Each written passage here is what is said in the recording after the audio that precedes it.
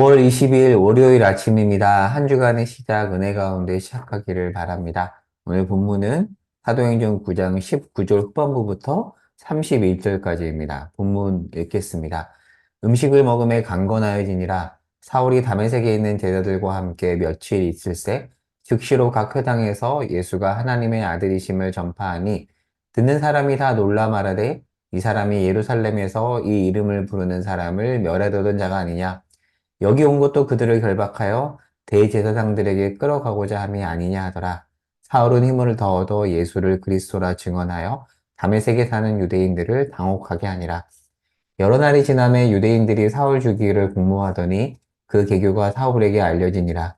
그들이 그를 죽이려고 밤낮으로 소문까지 지키거늘 그의 제자들이 밤에 사울을 광주리에 담아 성벽에서 달아내리니라. 사울이 예루살렘에 가서 제자들을 사귀고자 하나 다 두려워하여 그가 제자됨을 믿지 아니하니 바나바가 데리고 사도들에게 가서 그가 길에서 어떻게 주를 보았는지와 주께서 그에게 말씀하신 일과 다메섹에서 그가 어떻게 예수의 이름으로 담대히 말하였는지를 전하니라. 사울이 제자들과 함께 있어 예루살렘에 출입하며 또 주 예수의 이름으로 담대히 말하고 헬라파 유대인들과 함께 말하며 변론하니 그 사람을 죽이려고 힘쓰거늘 형제들이 알고 가이사랴로 데리고 내려가서 다소로 보내니라. 그리하여 온 유대와 갈릴리와 사마리아 교회가 평안하여 든든히 서가고 주를 경외함과 성령의 위로로 진행하여 수가 더 많아지니라. 아멘. 네, 말씀 나누겠습니다. 자, 오늘 본문은 사도행전 9장 19절 하반절부터 31절까지인데요.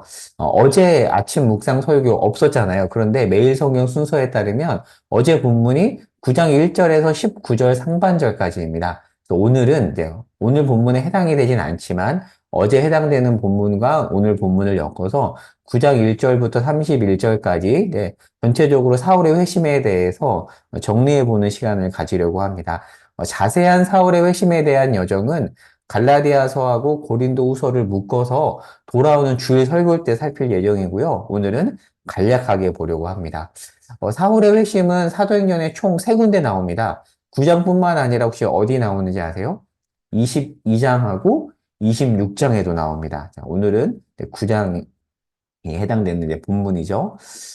자, 사도행전 1장 8절에 가면 이제 사도행전에서 가장 중요한 구절이 나오죠.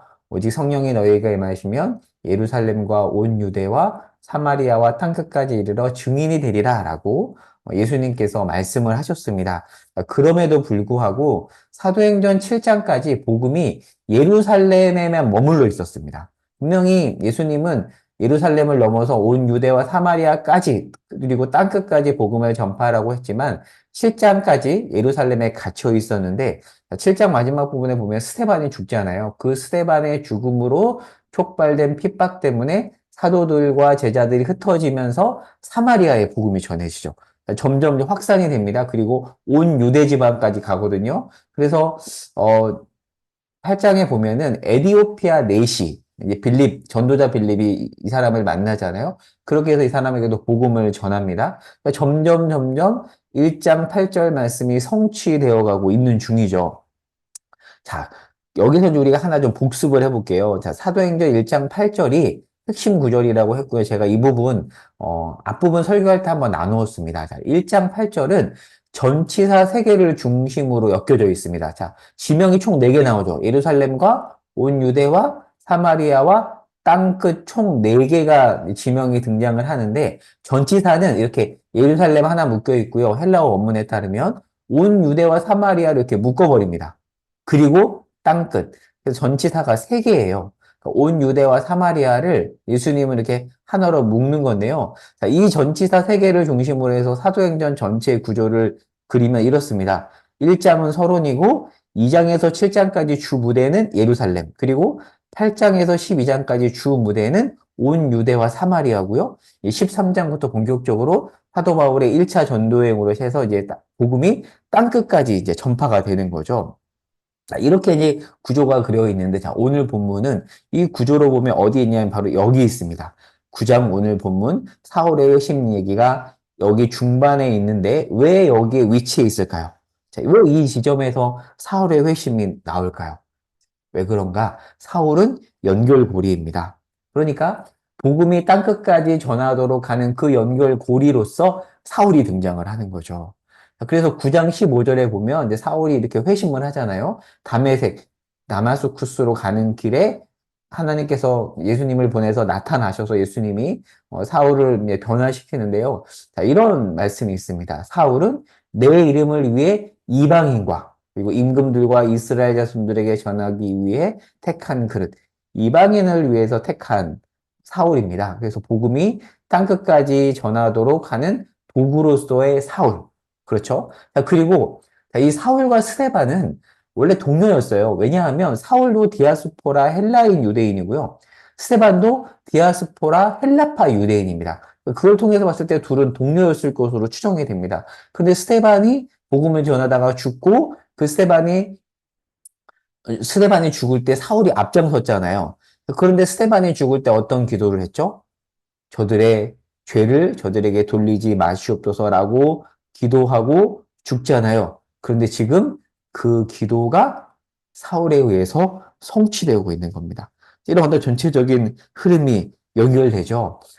예루살렘에서 다마스쿠스까지 한 220km 정도 되거든요. 그렇게 멀리 떨어진 곳까지 가서 예수 믿는 자를 잡아오려고 열정을 가졌던 그 열정파 유대교 신자인 사울을 하나님께서 변화시킵니다. 이 변화의 순간은 바로 스데반의 기도의 성취라는 거죠. 그래서 이렇게 전반적인 흐름이 연결이 됩니다. 자, 그리고 이제 사울이 회심을 하는데요.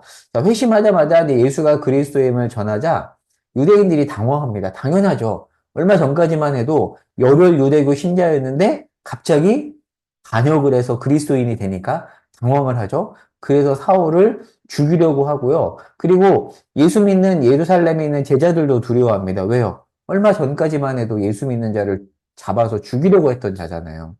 양쪽에서 지금 다 사울을 거절하고 있습니다. 자, 그런데 이때 누가 나서냐면 격려의 아들 바나바가 나섭니다. 여러분, 이런 사람이 있으면 참 좋은 것 같아요. 이렇게 누구도 인정해주지 않고 이렇게 쓰러져 있는 자를 찾아가서 위로하는 사울이 세워지는 데 있어서 바나바가 굉장히 큰 역할을 하거든요. 바나바가 나섭니다. 하지만 그럼에도 불구하고 유대인들이 계속 위협을 하자 결국 도망간 이후에 이렇게 달아내리죠. 그리고 어디로 가냐면 고향 다소로 갑니다. 지금 이제 가이사라에서 배를 타고 고향 다소로 가는데 고향 다소에서 이 사도 바울은 한 10년 정도 낙향한 곳으로 이렇게 어, 성경 본문을 끼워 맞추면 퍼즐로 끼워 맞추면 유추해 볼 수 있거든요. 이 부분에 대해서는 주일날 좀 자세히 살펴볼 예정입니다. 10년 가까운 성경에서 사실 이 부분은 이제 건너뛰기 때문에 우리가 보통 사도 바울이 회심하고 곧바로 사역했다고 보지만 그렇지 않습니다. 그 중간에 10년 가까운 무명의 그리고 광야의 시간이 있었습니다. 그래서 이제 주일날 이 부분에 대해서 자세히 살필 텐데 또 기대함으로 좀 주일 말씀을 좀 기다리셨으면 좋을 것 같고요. 자, 그럼 오늘 말씀을 정리해 보도록 하겠습니다. 여러분 지금 하나님이 은밀하게 위대하게 일하시는 것이 이제 보이시나요? 스테반의 기도에 응답하시고 그리고 사도행전 1장 8절 말씀을 점점 성취해 가시는 그 하나님의 놀라운 일하심이 보이시죠? 그런데 그 과정 가운데 순탄하지 않습니다. 핍박이 있고요. 어려움이 있습니다. 그리고 사도 바울이 회심했는데 그 회심한 사도 바울에게도 어려움이 있어요. 동료 유대인들이 예전 동료였죠. 그를 죽이려고 합니다. 자, 그런데 오늘 본문의 핵심 구절이 31절이에요. 자, 31절을 보겠습니다. 9장 31절 어떻게 시작을 하죠? 자, 30절부터 볼게요. 자, 사도 바울이 형제들이 알고 가이사랴로 데리고 내려가서 고향 다소로 갔어요. 어려움인 거죠. 그런데 31절 어떤 단어로 시작하죠? 그리하여. 그리하여 온 유대와 갈릴리와 사마리아 교회가 평안하여 든든히 서가고 주를 경외함과 성령의 위로로 진행하여 수가 더 많아지니라. 영어 성경에 보면 so예요, so. so that. 원인, 결과잖아요. 그리하여. 지금 앞에가 원인이 되어서 뒤의 결과, 교회가 든든히 서갔다라고 하는데요. 사실 인간적으로 보면 이 원인과 결과가 전혀 맞아 보이지 않습니다. 특별히 든든히 서가다라는 단어가 수동태입니다. 수동태. it was strengthened라고 되어 있거든요. 든든히 서가다 수동태예요. 그러니까 든든히 세워가는 주체가 누구라는 거죠? 성령 하나님, 하나님이라는 거예요. 그러니까 어려움 가운데 하나님 성령님의 주도 가운데 교회가 세워져 가고 평안함이 전해지고 있대요. 여러분, 참 저는 이 단어가 놀라운 것 같아요. 사실 우리가 그런 상황에 처할 때가 있잖아요. 말도 안 되는 상황, 망할 것 같은 상황. 그런데 그 상황이 하나님의 손 안에서 그리하여로 엮여져서 전혀 다른 결과, 든든히 서가고 평안함이 있는 그런 결과를 만들어 가신다고 합니다. 이것이 성경의 놀라운 증언입니다. 저는 우리의 상황도 우리의 현실도 여기에 붙일 수 있다고 생각해요. 망할 것 같고 막막하지만 그리하여 하나님의 손이 전혀 다른 결과를 만들어 가신다. 왜요? 어떻게 전혀 다른 결과가 나타날까요? 하나님의 손이 인도하기 때문입니다. 여러분, 다시 한번 31절 읽어볼게요. 한번 이렇게 우리 현실과 엮어볼 수 있습니다. 억울하고 힘들고 막막하고 그리하여 우리의 삶이 평안하여 우리 교회가 평안하여 든든히 서가고 주를 경외함과 성령의 위로로 진행되어져 갈 것이다. 여러분 이 말씀을 믿으십니까? 사랑하는 여러분 어려우십니까? 낙심하고 있습니까?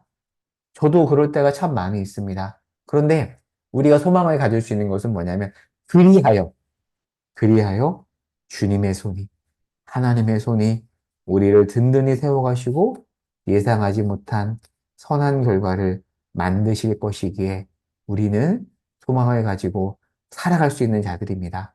이 믿음이 저와 여러분 가운데 있기를 소망합니다. 오늘 하루 우리의 삶이 주로 인하여 주님의 손으로 인하여 평안하여 든든히 서갈 것입니다. 그리고 성령의 위로가 함께할 것입니다. 오늘 기도 제목입니다. 31절과 우리 상황을 엮어서 읽고요. 각자 읽고 기도하셨으면 좋겠어요. 그리고 주 앞에 우리 삶을 올려드리며 기도하도록 하겠습니다. 제가 기도하고 마치겠습니다. 하나님, 어렵고 막막한 일들이 우리 삶에 있지만 하나님의 손이 우리의 삶을 이끌어 가십니다. 그리하여 우리는 든든히 서갈 것입니다.